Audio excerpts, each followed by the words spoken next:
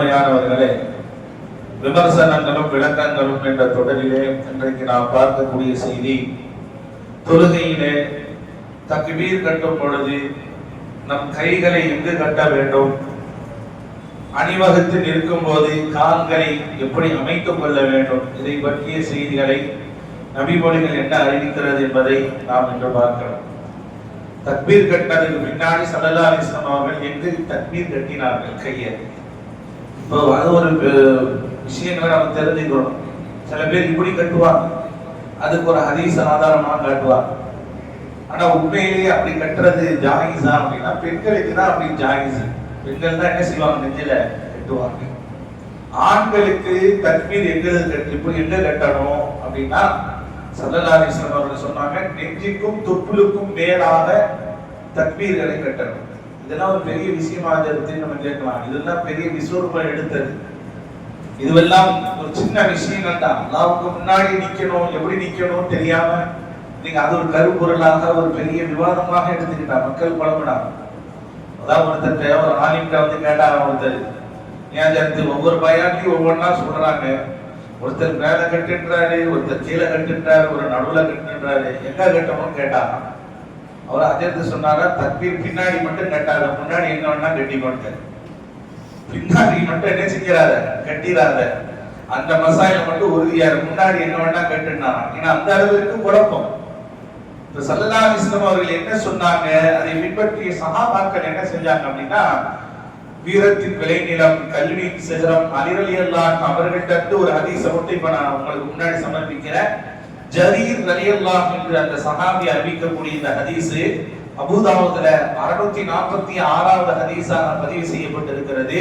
அவங்க சொல்றாங்க, ரஅய்து அலியன் ரலியல்லாஹு அன்ஹு, நான் அலி ரலியல்லாஹு அன்ஹு அவர்களை பார்த்தேன், யும்சிகு ஷிமாலஹு பியமீனிஹி அலா ருஸ்ரி ஃபௌக சுர்ரதி.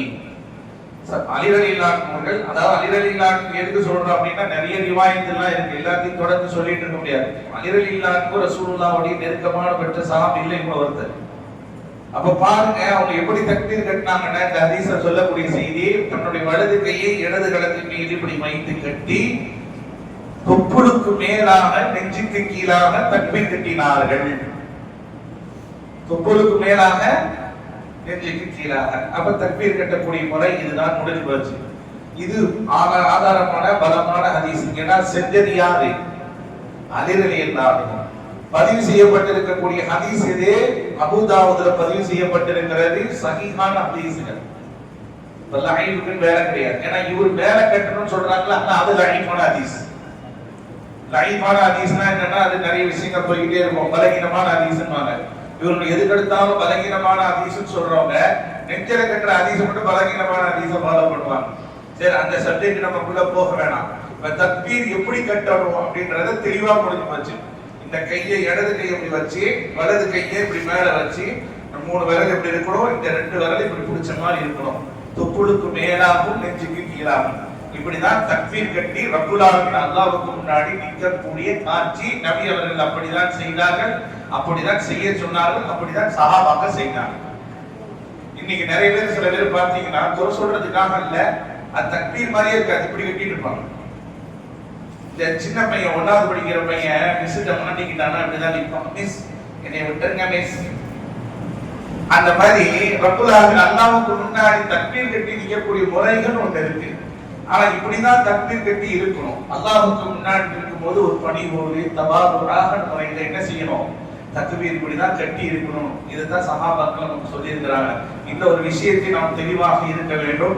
மேல கட்டுறது, கீழே கட்டுறது, அப்படி கட்டுறது, இப்படி கட்டுறது, 1000 ஹதீஸ் கேட்டா நீ எப்படி வேணா கட்டிட்டு போ, நான் இப்படிதான் இருப்பேன் அப்படின்னு சொல்லிட்டு நம்ம தெளிவாயிடணும். 2வது விஷயம் என்ன தெரியுமா, இந்த சஃபுக்கள்ல அணிவகுத்து நிற்கும் போது அது ஒரு பெரிய ஒரு விஷயம். என்னது, இந்த தோளோடு தோல் சேர்த்து நில்லுங்கள், காலோடு கால் சேர்த்து நில்லுங்கள் சொல்லுவாங்க. இப்படி ஒரு ஹதீஸ் இருக்கா அப்படின்னா இருக்கு. தோளோடு தோல் சேர்த்து நில்லுங்கள், காலோடு கால் சேர்த்து நில்லுங்கள் அப்படின்னு ஹதீஸை காமிச்சிட்டு இவன் என்ன செய்வான், காலை அவன் காலுக்குள்ள போய் கவடையில போய் விட்டுட்டு இருப்பான். இது என்ன இந்த ஹதீஸ், இந்த ஹதீஸோட விளக்கம் என்ன அப்படின்னா, இந்த ஹதீஸை அறிவிக்கக்கூடியவர்கள் அனஸ் இப்னு மாலிக் ரலியல்லாஹு அன்ஹு அவர்கள் அறிவிக்கக்கூடிய இந்த ஹதீஸ் புகாரியிலே இடம்பெற்றிருக்கு. 683வது ஹதீஸாக பதிவு செய்யப்பட்டிருக்கு. என்ன சொல்றாங்க ஸல்லல்லாஹு அலைஹி வஸல்லம் அவர்கள், அகீமு சுஃபுபக்கும், உங்களுடைய சஃபுக்களை அணிவகுத்து நில்லுங்கள், நேரா நில்லுங்க, அணிவகுத்து ஒரே மாதிரி நில்லுங்க. அதான் சஃபு சுஃபுபக்கும் சொல்றோமா இல்லையா தொழுகைக்கு முன்னாடி? அந்த ரசூலுல்லாஹ் சொல்றாங்க, அகீமு சுஃபுபக்கும், தொழுகைக்காக நீங்கள் நின்றால் அணிவகுத்து நேராக நில்லுங்கள். ஃபஇன்னி அராக்கும் மின் வராஇல் லஹரி, ஸல்லல்லாஹு சொன்னாங்க, நான் முன்னாடி பார்ப்பதை போல பின்னால் இருப்பதையும் பார்க்கக்கூடியவனாக நான் இருக்கிறேன். ரசூலுல்லாஹ்வுக்கு இப்படி ஒரு சிறப்பு அல்லாஹ் கொடுத்திருந்தான். என்னது? நம்ம என்ன செய்வோம்?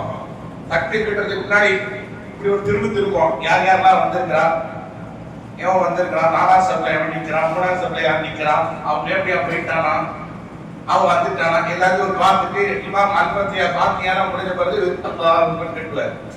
அப்படி ஒரு, ஆனா ரசூலுல்லாஹ்வுக்கு அப்படி கிடையாது. ரசூலுல்லாஹ் முன்னாடி பார்க்கிற மாதிரியே திரும்பாமலே பின்னாடி பார்ப்பான். அந்த பார்வையை அல்லாஹ் தஆலா அகற்றன அல்லாஹ் ரசூலுல்லாஹ்வுக்கு கொடுத்திருந்தான். அதத்தான் இந்த ஹதீஸ்ல சொல்றாங்க, ஃபஇன்னி அராக்கும் பி வராஇல் லஹரி, முன்னால் பார்ப்பதை போல பின்னால் நான் பார்க்கக்கூடியவனா இருக்கிறேன், சஃபுக்களை அணிவகுத்து நேரா நில்லுங்க சொல்லிட்டு, வகான அஹதுனா யுல்தலிகு மன்கிபஹு பிமன்கிபி சாஹிபிஹி வகதமஹு பிகதமிஹி, உங்களில் நிற்கும் போது தோளோடு தோள் சேர்ந்து நில்லுங்கள், காலோடு கால் சேர்ந்து நில்லுங்கள் என்று நபி அவர்கள் சொன்னாங்க. இப்ப பாருங்க, அந்த வார்த்தையை மட்டும் எடுத்துக்கிட்டு இவங்க ஃபாலோ பண்ணுவாங்க. ஆனா இங்க சொல்லப்பட்ட நோக்கம் என்ன தெரியுமா? தோளோடு தோள் சேர்த்து நின்னா காலோடு கால் சேராது, காலோடு கால் சேர்ந்தா தோளோடு தோல் சேராது. நீங்க நின்று பாருங்க. உதாரணத்துக்கு நான் நிக்கிறேன் தப்புல, துணை இமாம் நிக்கிறாரு, தோளோடு தோல் எப்படி சேர்ப்படி? அவர் முக்காலி கூட தான் நிக்கிறேன் எனக்கு, இல்லைன்னா நான் 2 அடி உயரம் கம்மி பண்ணி தான் நிக்கிறோம், முடியாது. அப்ப ரசூலுல்லாஹ் ஹதீஸ்ல இப்படி சொல்லி இருக்கிறாங்க. என்ன அர்த்தம் அப்படின்னா, 2 விஷயத்தை அடிப்படையாக வச்சு சொன்னாங்க. என்ன அப்படின்னா, சஃபுக்களை நிற்கும் போது நேராக நிற்பதற்காக தோளோடு தோல் நில்லுங்கள், காலோடு கால் சேர்த்து நில்லுங்க. ஒட்டிக்கிட்டு நிக்கணும், காலை விரிச்சுக்கிட்டு நிக்கணும்னு அர்த்தம் அல்லாது. தோளோடு தோல் காலோடு கால் ஒரே அணியாக நிற்கும், இல்லை என்றால் கோணல் மாடலா ஆகிறோம். 2வது விஷயம் என்ன தெரியுமா? ஒருவருக்கும் இன்னொருவருக்கும் மத்தியில கேப் விடக்கூடாது. தோளோடு தோளுக்கும் காலோடு காலும் சேர்த்து நிலைங்கிறதுக்கு அர்த்தம் என்னது? சஃப்பு நேரா இருக்கணும், ஒருவருக்கும் இன்னொருக்கும் மத்தியில கேப் விடக்கூடாது. இன்னைக்கு நம்ம நிறைய பேர் என்ன செய்யறோம்? அந்த தப்பு செய்யறோம். பெண்கள் அந்த தவறை செய்றீங்க, தயவு செய்து தப்பா எடுத்துக்காதீங்க. இன்னைக்கு என்ன மாதிரி ஆச்சுன்னா, சஃப்புல நிற்கும் போது நேரா வருவாங்க, ஆவாத ஒருத்தவங்க தானே இவர் பக்கத்துல நான் நின்று தொழுறதா, தள்ளி போய் நிக்கிறது. நடுவுல ஒரு 4 பேர் நிக்கலாம். நீங்க காலையில தஸ்பீஹ் தொழுகையில கூட கேமரால பதிவாயிருக்கு, 2 சஃப் நிக்குது, அதுக்கப்புறம் ஒரு சஃப்ல ஃபுல்லா ஆள் இல்ல, 3வது சஃப்ல இருந்து ஆள் நிக்கிறாங்க மேல. அருமையான தாய்மார்களே, நான் குறை சொல்றதுக்காக அல்ல, ஆணாக இருக்கட்டும் பெண்ணாக இருக்கட்டும், சஃப் என்று வந்தால் அணிவகுத்து நிற்பதுதான் தொழுகைக்குண்டான முதல் ஒழுக்கம். ஒரு ஆள் கூட ஏற்படக்கூடாது. அதனாலதான் ரசூலுல்லாஹ் இந்த வார்த்தையை பயன்படுத்தினாங்க, தோளோடு தோள் சேர்த்து நில்லுங்க, இடைவெளி விடாதீங்க. அப்படி விட்டா என்ன அப்படின்னா, ஸல்லல்லாஹு அலைஹி வஸல்லம் சொன்னாங்க, இந்த விஷயத்தை தான் நம்ம கவனிக்கிறோம். நீங்கள் தள்ளி தள்ளி பிரிவினையாக இருந்தீங்கன்னா அல்லாஹ் உங்களுடைய கல்விலையும் பிரிவை ஏற்படுத்துவாங்க. இன்னைக்கு சமுதாயம் அப்படிதானே போயிட்டு இருக்கு. யாரோடும் யாரும் என்ன செய்யறது இல்லை, இறங்கி போறது இல்லை. சைத்தா உள்ள வந்து விளையாடுறான் தொழுகையில என்பது வேறு. நீங்க பிரிந்து நிற்கும் போது அல்லாஹ் உங்களுடைய கல்வியும் பிரிவு ஏற்படுத்திடுவான். இப்போ ஒற்றுமை இருக்காது, சமுதாயத்துல ஒரு பண்பு பாசோட நெருக்கம் இருக்காது. இப்ப இந்த செய்தியை சொன்னோடனே அனசலையிலான்னு சொல்றாங்க, நாங்கள் ஒவ்வொருவருக்கொருவர் சஃபுக்களை நிற்கும் போது அணிவகுத்து நிற்கக்கூடியவர்களாக, இடைவெளி இல்லாமல் இருக்கக்கூடியவர்களாக நாங்கள் ஆக்கிக் கொண்டோம் என்பதாக அனசலையிலான்னு சொல்றாங்க. அப்ப கால் வந்து பிரிச்சு வைக்கணும் நோக்கம் அல்ல, சேர்த்து அணிவகுத்து நிற்பதுதான் இங்க அசரியத்தான விஷயம். அருமையானவர்களே, இன்னைக்கு அந்த விஷயத்துல சில பேர் என்ன செய்யறாங்க, நான் ஹதீஸை ஃபாலோ பண்றேன், காலை வந்து காலோட சேர்த்து ஓட்டுறேன்னு சொல்லிட்டு இப்படி அகண்ட காலோட நிற்பாங்க. நீங்களே யோசிச்சு பாருங்க, அல்லாஹ்வுக்கு முன்னாடி நிற்கும் போது அது ஒரு அதமா இருக்கா பாருங்க, அதம் இருக்க. அதாவது அந்த தொழுகைக்காக நிற்கும் போது கால் எப்படி இருக்கணும்னா, இந்த 2 கால் இப்படி ஒட்டி இருக்கக்கூடாது, அட்டென்ஷன்ல இருப்பாங்கல்ல அந்த மாதிரி இருக்கக்கூடாது. அதே போல இவர்கள் காலை விரித்து வைப்பது போல விரித்து வைக்க கூடாது. அப்ப என்ன செய்யணும் அப்படின்னா, அதுக்கு மார்க்க சட்ட மசாயங்கள்ல சொல்றாங்க, ஒரு தேங்காய் இருக்கும் இல்லையா, அந்த தேங்காவை உருட்டி விட்டா, நம்ம காலுக்கு நடுவில் உருட்டி விட்டா எவ்வளவு கேப் இருக்கும், அந்த அளவுக்கு நீங்க காலை விரித்து வைத்தால் போதுமானது. அதான் ஒரு உதாரணத்துக்கு சொல்றாங்க, ஒரு தேங்காய் உருண்டு போற அளவுக்கு உண்டான கேப் இருந்தா போதும். விரிச்சு வைக்கிறதும் தப்பு, இப்படி சேர்த்து வைக்கவும் கூடாது. இதான் சஃப்ல நிக்கிறதுக்கு உண்டான அளவுகள் என்று பெருமக்கள் நமக்கு சொல்லி தராங்க. ஆக தொழுகையில நிற்கும் போது எப்படி அணிவகுத்து நிக்கணும்ன்றதையும் நம்ம ஏற்கனவே முன்னாடி சொன்னோமா இல்லையா, ஸல்லல்லாஹு அலைஹி சொன்ன ஒரு விஷயம் தான் இது. என் உம்மத்துக்கு தொழுகையில அணிவகுத்து நிக்கிறது என்பது அல்லாஹ் கொடுத்த சிறப்பு தான். என்ன சிறப்பு? இப்ப அணிவகுத்து நின்று தொழுகக்கூடிய அந்த நிலை மலக்குமார்களுக்கு தான் இருக்கு. அதான் அல்லாஹ் என் உம்மத்துமார்களுக்கு தந்திருக்கிறான். இப்ப மற்ற மதத்தெல்லாம் போய் பாருங்களேன், அவங்க எல்லாம் சாமி கும்பிடக்கூடிய விதமே வித்தியாசமா இருக்கும். அவங்க வாட்டி போவான், கொண்ட படம் நின்று இப்படிட்டு போவான், போகும்போது அப்படின்ட்டு போவான். அவங்களுக்குலாம் ஒரு வரைமுறை கிடையாது, எப்படி வேணாலும் நிக்கலாம், எப்படி வேணாலும். ஆனா நமக்கு அப்படி கிடையாது.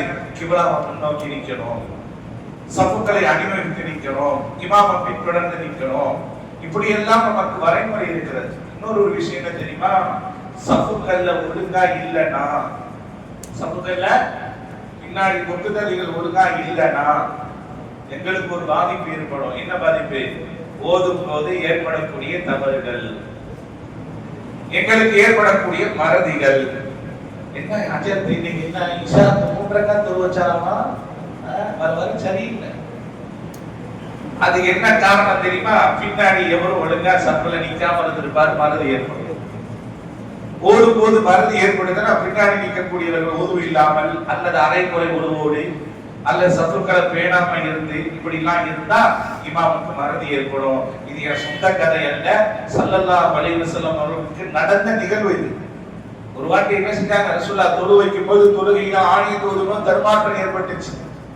சலாம் கொடுத்த உடனே மக்களை பார்த்து கேட்டாங்க, உங்களுக்கு என்ன கேடு வந்துச்சுன்னா, இளைய சப்பல ஒழுங்கா நிக்கிறது இல்ல, பரிபூர்ணமான முறையில ஒரு செய்யாம நின்றீங்கன்னா அதனுடைய பாதிப்பு இமாமுக்கு ஏற்படும். தெரிஞ்ச சூறாமா தான் இருக்கும், சின்ன சூறாமா தான் இருக்கும், தவறு ஏற்படும். நம்ம நினைப்போம், இந்த சூறாவில போய் அசத்து தப்பு விட்டுட்டாரு, கேள்விப்பட்டியா, இன்னும் அன்சல்னால அசத்து தப்பு விட்டுட்டாரு, குலூர்லா சூறாவில அசத்து தப்பு விட்டுட்டாரு, யாசின்ல தப்பு விட்டுட்டாரு நம்ம சொல்லுவோம். ஆனா அந்த தப்புக்கு காரணம் யாருன்னா பின்னாடி யாராவது ஒரு பாட்டு தான். அப்ப சஃபு என்பது சாதாரண விஷயம் அல்ல, அது நமக்கும் சரி இமாமுக்கும் சரி ஓர்மையை ஏற்படுத்தக்கூடிய முக்கியமான ஒரு அங்கம் என்பதை நாம் விளங்கிக் கொள்ள வேண்டும். தலையில தொப்பி போடுறதுல இருந்து, தக்பீர் கட்டுறதுல இருந்து, விரல் ஆட்டுறதுல இருந்து, அத்தையாத்துல இருந்து, சனா கொடுக்கறதுல இருந்து, கூட்டு துவாவில இருந்து, திக்ர்ல இருந்து ஒரு அளவுக்கு நம்ம பார்த்தாச்சு.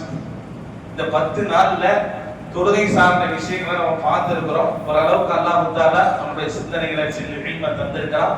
இன்ஷா அல்லாஹ் அதை வச்சு நம்ம அமல் செய்வோம். நம்ம அடுத்தடுத்து இன்னும் சில விஷயங்கள்லாம் பாருங்க, இந்த தொழுகைக்கு அப்பாற்பட்ட மற்ற சில விஷயங்கள்லாம் இருக்கு.